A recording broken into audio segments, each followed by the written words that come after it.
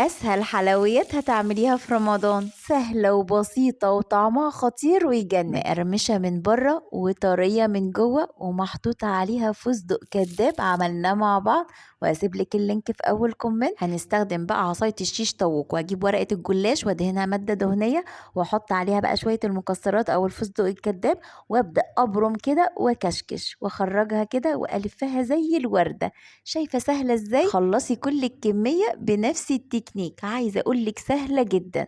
هجيب بقى صينية وادهنها مادة دهنية وابدأ ارصها كده، واخلي الطرف كده يبقى على طرف الصينية علشان ما تفكش منك. وخلصي كل الكمية وادهني الوش كده بقى سمنة او زبدة ودخليها الفرن على درجة حرارة 160 في الرف الوسطاني، تاخد اللون الخطير ده، وانزل عليها بالشربات البارد.